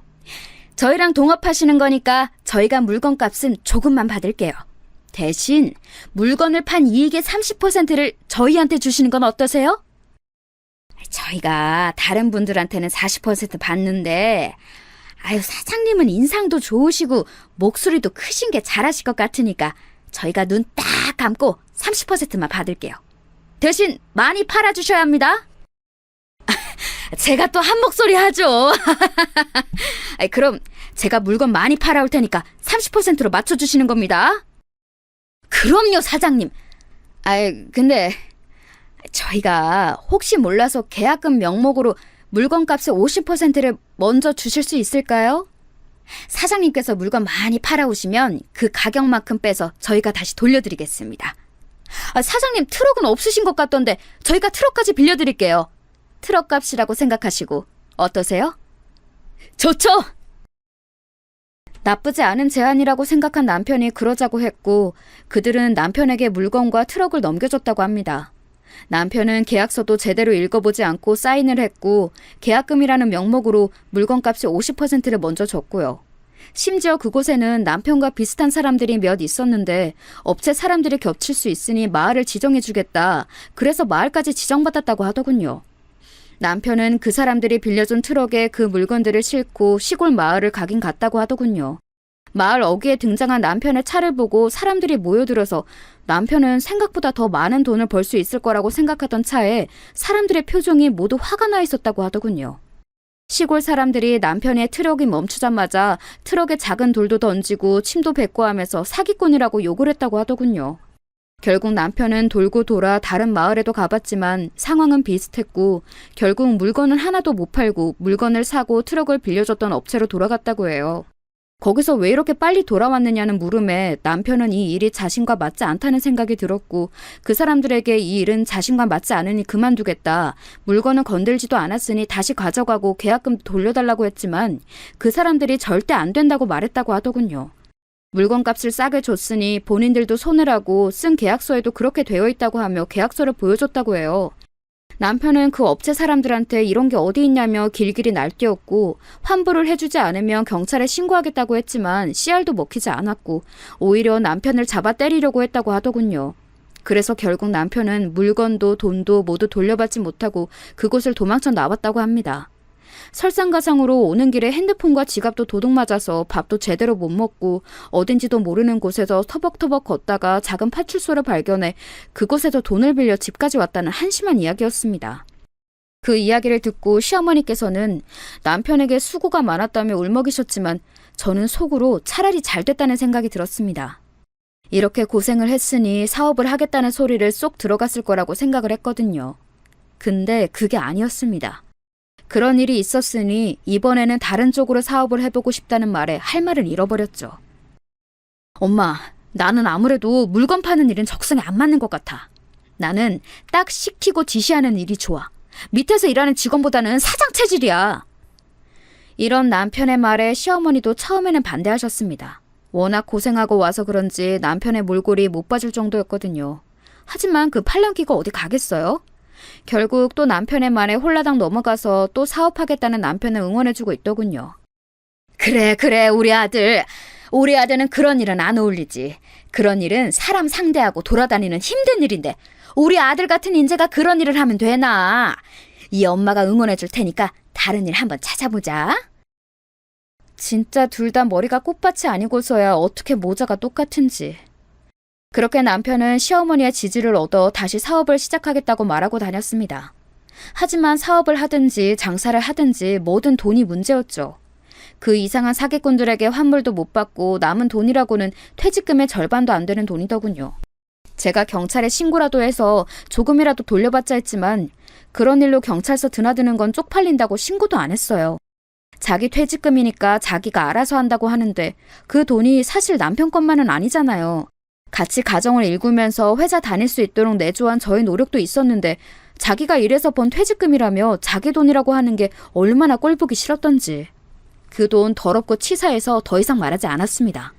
남편이 그렇게 딴 생각을 하는 동안 저는 저 나름대로 열심히 캐셔일 하면서 돈도 모으고 내 새끼들 학원도 보내고 생활비로도 쓰면서 알뜰하게 돈을 썼습니다. 일이 쉽지만은 않았지만 그래도 제가 버는 돈이라서 그런지 뿌듯하더군요. 한참 캐셔일을 하다가 제 이야기를 들은 오빠가 제게 전화를 해서 힘든 일 그만두고 자기 회사에 와서 일하라고 하더군요. 저랑 오빠는 10살 차이가 납니다. 오빠는 작은 회사에서 일을 했는데 성실히 일하는 오빠를 좋게 본 사장님의 딸이 오빠에게 고백해 연애를 하고 결혼하게 됐고 사돈 어르신께 회사를 물려받았어요. 오빠는 사돈 어르신께서 물려주신 회사를 열심히 키워 지금은 남부럽지 않게 살고 있습니다. 오빠는 제게 회사에서 일하던 격리 직원이 출산 때문에 회사를 퇴사하게 되어 그 직원 대신 와서 일하라는 말을 했습니다. 거절할까 했지만 오빠가 동생 챙겨주는 거니까 거절하지 말라는 새언니의 말에 출근하기로 했죠. 첫 출근을 하고 그날 저녁을 먹으면서 오빠 회사에 직원으로 들어갔다는 제 말에 남편이 밥을 입에 한가득 우겨넣으며 말하더군요. 형님이 오라 그랬다고? 그럼 돈 많이 달라고 해. 돈 많이 필요하다고 말이야. 돼지처럼 입안 가득히 음식물을 밀어넣고 밥풀을 튀기며 말하는 남편의 모습이 얼마나 추잡스러웠는지 딸이 짜증을 내며 방으로 들어가 버리더군요. 남편은 그러든지 말든지 자기 입에 밥이며 반찬이며 밀어넣기 바빴고요. 시어머니는 그런 남편의 옆에 앉아 남편 숟가락에 반찬 하나 더 올려주려고 부지런히 젓가락을 움직이고 있었습니다. 아들도 그 꼴을 보며 혀를 차고는 자기 방으로 들어가 버렸고요. 시어머니는 그런 아이들의 모습에 저에게 버럭 큰 소리를 치셨습니다. 너는 애들을 왜 이렇게 싸가지 없이 키웠느냐? 어른들이 식사하고 있는데 자기들 다 먹었다고 일어나서 가버리긴 하고 아주 버르장머리가 없어. 그 소리를 들은 아이들이 방에서 나와 시어머니에게 따지기 시작했습니다. 다 먹은 게 아니라 더러워서 그런 거거든요? 할머니는 왜 엄마한테만 뭐라고 그래요? 맞아. 엄마한테 뭐라고 하지 마세요. 우리 엄마가 할머니 하녀는 아니잖아요. 뭐야? 저 고얀 것들이. 이것들 당장 이리 와. 아주 머리끄덩이를 그냥. 아이들의 말을 들은 시어머니는 당장이라도 아이들에게 달려들 것처럼 자리에서 일어나 다가갔습니다. 저는 아이들에게 가는 시어머니의 허리를 끌어안아 붙잡으며 말했습니다. 너 당장 이거 안 나? 내 당장 저 버르장머리 없는 것들 아주 혼을 낼 거야. 어머니야말로 그만하세요. 아이들 말 틀린 거 하나 없어요. 언제까지 제가 참아드릴 수는 없어요. 아이들 건들기만 하세요. 하면서 시어머니를 소파로 밀어버렸습니다. 그러자 시어머니는 소파 위로 넘어졌고 곧바로 우는 신용을 하면서 소리를 지르더군요. 아이고 동네 사람들, 여기 며느리랑 손주들이 할머니를 구박한다, 구박해 하시면서 얼마나 크게 소리를 치는지. 그 와중에 남편은 아직도 자기 입에 밥이며 반찬이며 밀어넣기 바쁘더군요. 그 상황이 너무 열받고 짜증이 나서 아이들을 데리고 집을 나와버렸습니다. 정작 집은 나왔지만 갈 곳이 없었습니다. 아이들 앞에서 갈 곳이 없다는 것도 부끄러웠지만 아이들을 데리고 함부로 모텔에 들어가기도 싫어서 염치불구하고 오빠의 집에 찾아갔습니다. 갑자기 찾아온 저와 아이들을 오빠와 새언니는 따뜻하게 맞아주었습니다. 저는 그런 오빠와 새언니의 배려에 감사해하며 아이들을 서둘러 재우고 오빠에게 그동안 있었던 일들을 모두 말했죠. 매제 그렇게 안 봤는데. 참. 그래, 그럼 이렇게 하자. 내일 회사로 매제 오라고 해. 지금 구상하고 있는 사업 들어보고 좋으면 투자해준다고. 오빠, 여태까지 내가 해준 말 한 개로도 걸린 거야? 뭘 믿고 남편한테 투자를 해줘? 그냥 해준다는 거 아니야. 바지 사장이라고 생각하라 해. 일단 매제 이야기도 들어보고 매제 사업 아이디어가 이상하면 내가 생각하고 있는 걸 하면 될 거야. 안 그래도 내가 사업을 하나 생각하고 있었는데 너도 알다시피 지금 오빠 하는 일이 너무 바빠서 다른 걸 할 엄두가 나질 않더라고. 그걸 매제한테 한번 해보라고 하자. 아무리 그래도 남편한테 맡기면 무조건 망한다니까? 안 그래도 지금 이렇게 오빠한테 신세한탄하는 것도 창피한데 아이들 데리고 내가 갈 곳이 없어서 이렇게 염치불구하고 온 거야. 안 그래도 오빠한테 미안한데 여기서 더 그럴 수는 없어. 누가 그냥 맡긴다고 그랬어? 일단 바지 사장으로 앉혀놓고 최소한의 월급만 주고 일 시킬 거야. 그러다가 돈 모으고 내가 투자한 만큼 돈이 나오면 나한테 돈 주고 사가라고 할 거니까 한번 말이라도 해봐. 매제가 백수로 지내는 것보다는 일하는 게 너도 편할 거 아니야. 그렇긴 하지만 너무 그 인간한테만 좋은 것 같잖아. 오빠한테는 아무런 이익도 없는데. 영희야, 우리는 가족이잖아. 오빠가 동생 좀 챙겨줄 수 있는 거지. 새언니 때문이라면 괜찮아. 너희 새언니도 찬성한 일이야. 오빠의 말에 새언니도 고개를 끄덕이며 안 그래도 일손이 부족했는데 차라리 잘 됐다고 저를 달래주시더군요. 결국 저는 오빠와 언니의 설득에 넘어가 오빠의 말대로 다음날 남편에게 전화했고 남편은 좋다고 제 전화를 받고 한 걸음에 회사로 오더군요. 오빠는 저를 불러 사장실에 남편과 저를 나란히 앉히고는 말했습니다. 매제, 영희한테 이야기는 들었어. 그런 일은 사기꾼들이 많으니까 하지 말고 내가 생각하고 있는 사업이 있는데 바지 사장으로 한번 일해보겠어? 그럼요, 형님. 시켜만 주신다면 제가 열심히 해보겠습니다. 그래, 대신 투자도 내가 하고 아이디어도 내가 냈으니까 자네한테는 최소한의 월급만 지급할 거야. 대신 그 돈 열심히 모아서 초기 투자 비용만 나한테 넘기면 완전히 독립시켜줄게. 어때? 이 조건으로 할 수 있겠어? 남편은 오빠의 말에 잠시 머뭇거렸지만 투자도 해주고 좋은 아이디어도 주겠다는 조건을 거부할 수는 없었는지 알겠다고 하더군요. 오빠는 바로 그 자리에서 변호사와 세무사를 불러 남편과 조율을 했습니다. 남편과 오빠는 각각 한 장씩 계약서를 받아들었고 그날로 저와 아이들은 다시 집으로 들어갔습니다. 고양 것들. 안 들어올 것처럼 나가더니 여기는 왜 들어왔느냐? 시어머니는 저와 아이들에게 계속 시비를 거셨지만 저는 도리어 시어머니에게 따졌습니다. 나가라면 어머님께서 나가셔야죠. 이 집은 돌아가신 제 부모가 제 앞으로 해준 제 집이에요. 아시겠어요? 제 말에 시어머니는 뒷목을 잡으면서 쓰러지는 신용을 했습니다. 저는 그 모습을 무시하고 방으로 들어갔죠. 시어머니에게 처음으로 되돌아보는 거라서 심장이 두근거렸고 당장이라도 시어머니께서 방문을 열고 들어와 저를 구박하실까 봐 걱정이 됐습니다. 하지만 그 걱정이 무색하게도 아무런 일도 일어나지 않았어요. 그때부터 저는 시어머니에게 할 말은 하고 살았습니다. 일 다닌다고 돌아다니지 말고 얼른 들어와서 밥도 차리고 집안일도 해야지. 어쩜 너는 애가 부지런하지 못하니? 저는 일하느라 그렇죠. 어머님께서는 하루 종일 집에 있으시면서 뭐 하시고 저한테 그러세요? 어머니, 이렇게 저 구박하실 거면 이 집에서 나가주세요. 이러면 아무 말도 못하고 얼굴만 벌겋게 변해서는 씩씩거리다가 방으로 들어가 문을 쾅 닫고 나오시지 않으셨습니다. 그 모습을 보며 왜 더 빨리 이러지 못했나 후회가 되더군요. 이 집도 저희 부모님이 해주신 제 것이고 시어머니가 먹고 마시는 모든 게 제가 번 돈으로 사는 것들인데 왜 그동안 참고 살았는지. 오빠는 자신의 회사 건물에 비어있는 방을 투자 명목으로 남편에게 빌려줬습니다. 사무실이 생긴 남편은 곧바로 사업자 등록을 하고 부랴부랴 사람들을 구해서 정말 일을 시작했습니다. 남편은 처음에는 열심히 하는 듯 했습니다. 오빠가 매일매일 들러서 장부나 진행된 상황을 검사했기 때문에 더 그랬죠. 그러다가 오빠 일이 바빠져서 하루에 한 번 확인하던 게 3일에 한 번, 일주일에 한 번씩 점점 줄어드니까 금방 나태하게 변했습니다. 이게 다 직원들을 위한 거야. 당신도 아무리 당신 오빠가 사장이지만 잘하고 있나 감시하면 일이 안 되잖아? 내가 집에서 이렇게 있는 게 직원들한테는 하나의 복지라니까? 입으로 뱉는다고 다 말은 아니라고 하더니 저게 말인지 방귀인지 저는 그 모습을 보면서도 꾹 참았습니다. 당장 저 인간과 이혼을 할 것도 아니고 오빠랑 새언니가 남편에게 기회를 줬으니 저도 기회를 줘야겠다는 마음이었습니다. 아이들도 있으니 쉽게 이혼을 하겠다는 결정을 내릴 수도 없었고요. 아무래도 안 되겠어. 온전히 내 것이 아니라서 더 그러는 것 같아. 내가 아무리 열심히 일해도 투자는 형님이 하셨으니까 형님이 다 가져가시잖아?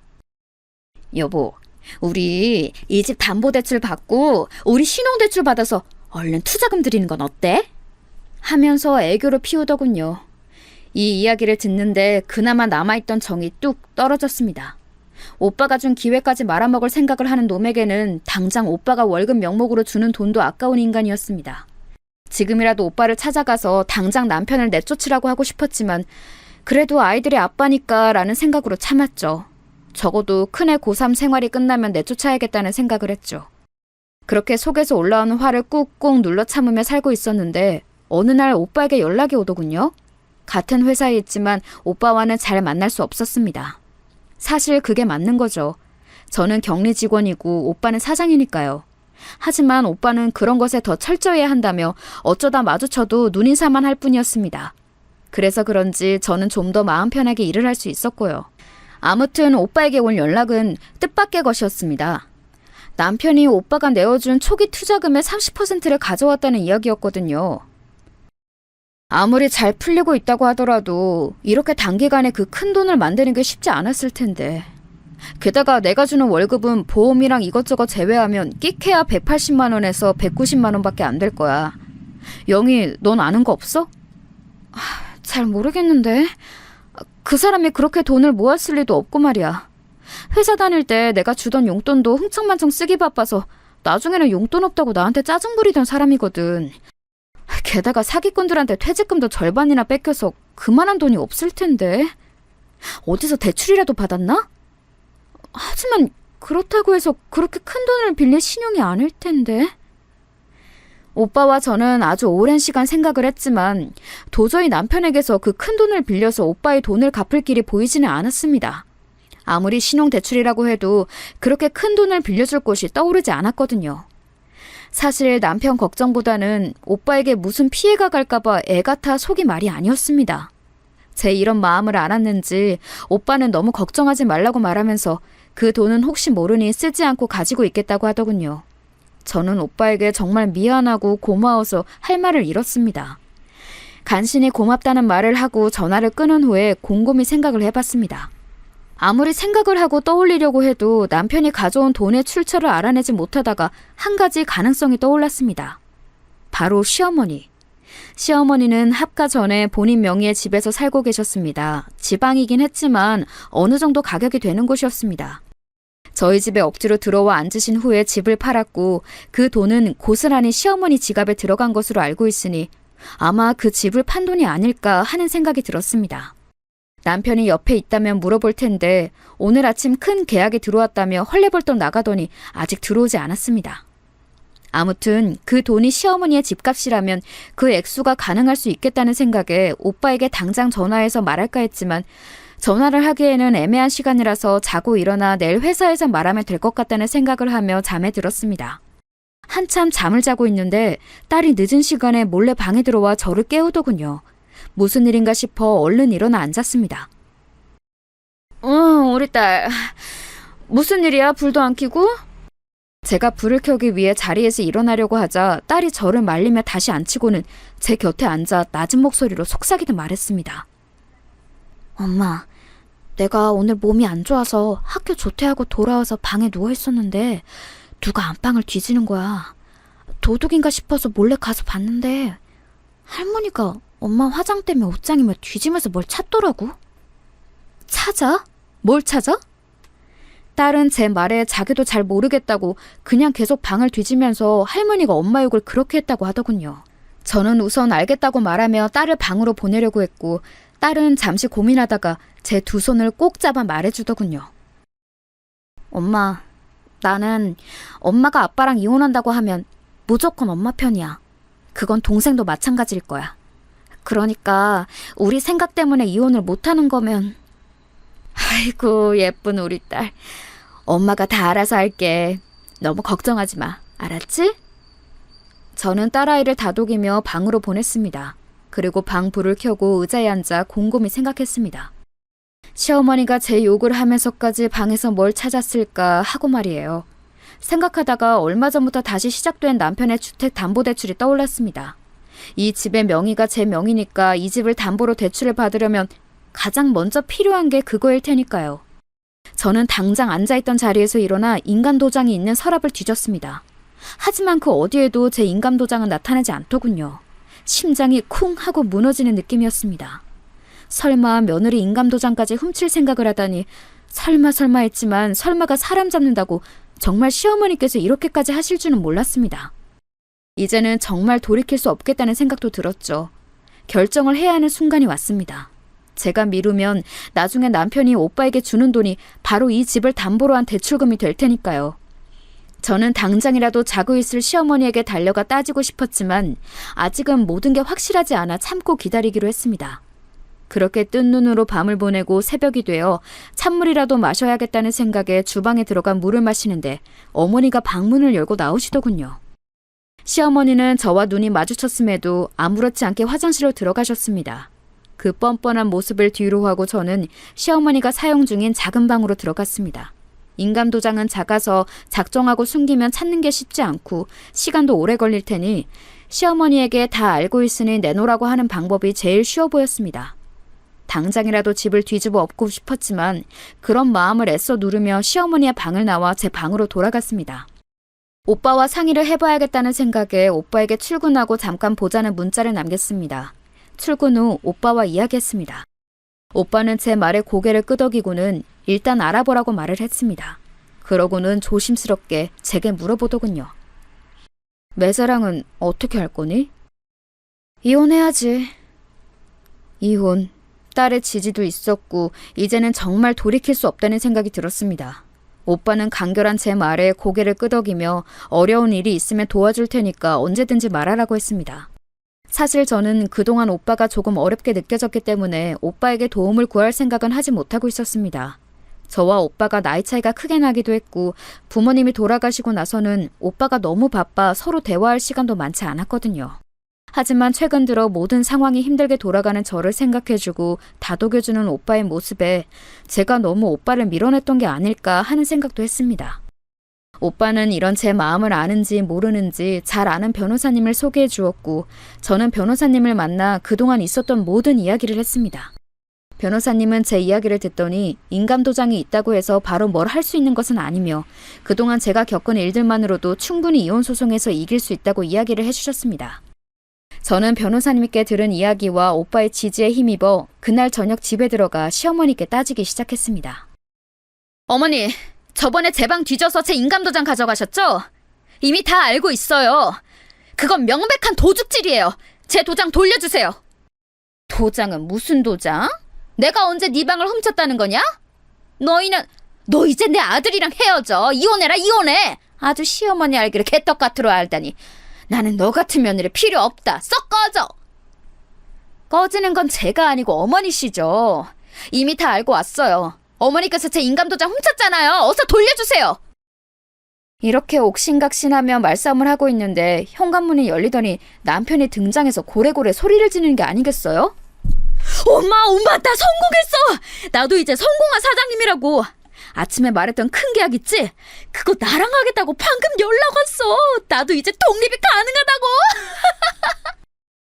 대뜸 들어오자마자 사장이 됐다는 남편의 말에 시어머니가 반색하며 얼른 남편 뒤로 숨더군요. 저는 그런 시어머니를 잡기 위해 손을 뻗었지만 남편이 턱하니 붙잡는 게 아니겠어요? 저는 얼른 노선을 바꿔서 남편에게 따지기 시작했습니다. 사장 같은 소리 하네. 당신 내 인감도장 어쨌어? 어디 뒀냐고? 인감도장? 나는 그거 모르는 일이야. 정말로 모르는 듯이 어리둥절한 남편 뒤로 시어머니가 째려보며 남편에게 말을 했습니다. 됐고, 너 저거랑 헤어져라. 저거 완전 아주 나쁜 년이야. 시어머니를 아주 우습게 본다니까? 헤어지든 말든 그건 저희 부부가 알아서 할 거고요. 저런 거머리 같은 아들 반품할 테니까 어머니는 얼른 제 인감도장이나 내놔요. 아니, 이제는 어머니도 아니네요. 저기요, 그거 당신이 가지고 있어봤자 어차피 쓰지도 못하거든요. 이거 명백한 도둑질이에요. 경찰에 신고 한번 해볼까요? 시어머니는 내 말에 코웃음을 치며 도장 같은 건 본 적도 없다고 거짓말을 하더군요. 저는 그 모습에 화가 나서 남편을 밀치고 시어머니에게 달려들었고 시어머니의 바지 주머니에서 제 인감도장을 찾을 수 있었습니다. 제게 인감도장을 뺏긴 시어머니는 남편에게 찰싹 달라붙어 말씀하시더군요. 너 이제 저거랑 진짜 헤어져라. 아주 천연히 나를 물러보고 너도 물러보는구나. 우리 아들이 얼마나 대단한 사장님인데. 네, 잘나신 아드님이랑 헤어져 줄게요. 우리 이혼하자, 이혼해. 아, 근데 그거 아셔요?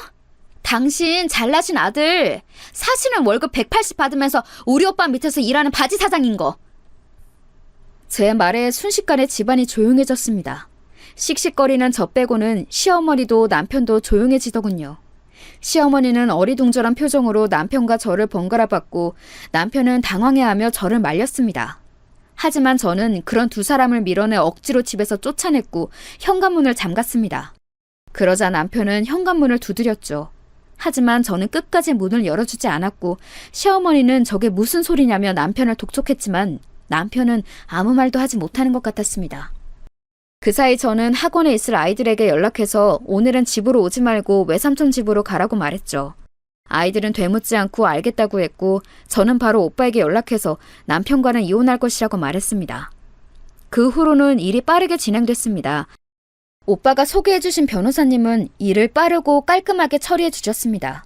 이혼하라고 떠밀었던 시어머니도 남편에게 무슨 이야기를 들었는지 절대 이혼은 안 된다고 찾아왔다가 고용한 변호사에게 무슨 말을 들었는지 그럼 살던 집을 내놓으라고 하며 말도 안 되는 헛소리를 늘어놓더군요. 그럼 그 집이라도 내놔.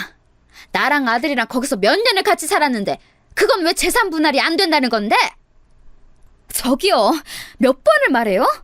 이건 당신 아들이랑 혼인신고하기 전에 내 부모님이 딸한테 생전에 남기신 유산이니까 안 되는 거라고.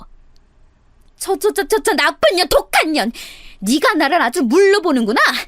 너 이리 와봐. 내가 오늘 너 죽이고 나도 따라 죽으련다. 이러면서 달려드는 게 아니겠어요? 다행히 옆에 있던 변호사들이 말려서 큰 싸움으로 번지지는 않았지만 저는 시어머니에게 머리카락이 뜯겼습니다. 상대편 변호사는 머리가 아프다는 듯이 눈을 꽉 감아버리더군요. 저는 변호사님에게 곧바로 말했습니다. 변호사님, 이건 상해죄로 고소할 수 있죠? 고소해주세요. 뭐야? 고소? 상해죄? 그래요. 내가 며느리일 때는 시어머니니까 참아준 거지. 우리는 지금 남이잖아요? 당신, 이제 내가 합의 안 해주면 정가 남는 거야. 알겠어? 근데 난 뭘 들이밀든 합의는 절대 안 해줄 거야. 인생은 실전이거든, 이 노망날 할망구야! 결국 남편은 어떤 재산도 가져가지 못했습니다. 같이 모은 재산도 없는 상태에서 본인 퇴직금까지 써서 사기당하기 바빴으니 가져갈 만한 것도 없었죠. 그나마 재산이라고 나온 게 제가 최근에 일을 시작하면서 들었던 적금이 다였고 그것도 저의 가사노동과 제가 일해서 번 돈만 들어갔다는 게 인정이 되어서 제가 다 가져가게 되었습니다. 그렇게 재판이 끝나나 했는데 이번에는 아이들의 양육권과 친권이 문제였습니다. 아이들 관련해서는 한마디도 안 하던 주제에 남편은 아이들의 양육권과 친권을 걸고 넘어졌습니다. 무슨 생각으로 그런 건지는 모르겠지만 딸과 아들의 양육권과 친권을 모두 자기에게 넘기라고 주장해서 시끄럽게 굴었지만 딸과 아이들이 절대 아빠에게는 가지 않겠다고 말을 했고 무사히 두 아이에 대한 친권과 양육권 모두 제가 가져올 수 있게 되었습니다. 그렇게 이혼을 진행하면서도 오빠는 남편에게 계속 일할 수 있도록 기회를 줬다고 합니다. 양육권도 친권 모두 제가 가져오게 될 테니 이렇게라도 벌어서 저에게 양육비를 주라는 목적으로 말이죠. 하지만 남편은 그런 오빠의 호의를 무시하고 회사에 출근하지 않았다고 합니다. 그렇게 되면서 일이 밀리기 시작했고 한순간에 바지 사장이지만 사장을 잃은 회사는 생각보다 피해가 커졌다고 합니다. 결국 오빠는 그 일로 남편을 고소하게 되었고 남편은 저와는 이혼 소송을 오빠와는 법적 분쟁을 하게 됐습니다. 저는 오빠 부부에게 미안해져서 안절부절 못했지만 저의 마음을 알았는지 오빠 부부는 걱정하지 말라고 제가 나쁜 게 아니라 남편이 나쁜 거라고 위로까지 해주었습니다. 이혼 소송은 결국 이혼 판결이 났고 아이들도 모두 제가 데려오게 되었습니다. 이혼 판결이 난 그날 남편은 저를 붙잡고 한 번만 더 기회를 주면 절대 시어머니가 저를 괴롭히지 못하게 하겠다며 울더군요. 여보, 내가 잘못했어. 이제 절대 우리 엄마가 당신 못 건들게 할게. 제발 나한테 한 번만 더 기회를 줘, 제발. 그러게, 내가 어머님 때문에 힘들다고 했을 때 참으라고만 하지 말고 어머님을 말려줬으면 얼마나 좋았겠어? 이제 기회는 없어. 그동안 나랑 오빠가 줬던 기회를 뻥 하고 차버린 건 당신이니까.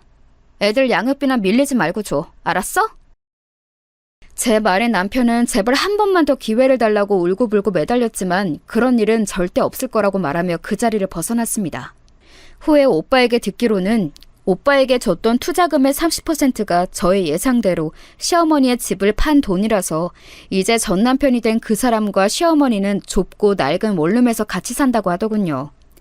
전 남편이 오빠에게 와서 그 30%라도 돌려줄 수 없느냐고 물어봤지만 남편이 제대로 일하지 않아 생긴 피해가 커서 오히려 남편 쪽에서 오빠에게 돈을 더 줘야 하는 상황이라고 해요. 하지만 오빠는 그간의 정과 우리 아이들의 아빠라는 이유로 눈 감아주고 있는 거니까 그렇게 알라고 하며 내보냈다고 하더군요.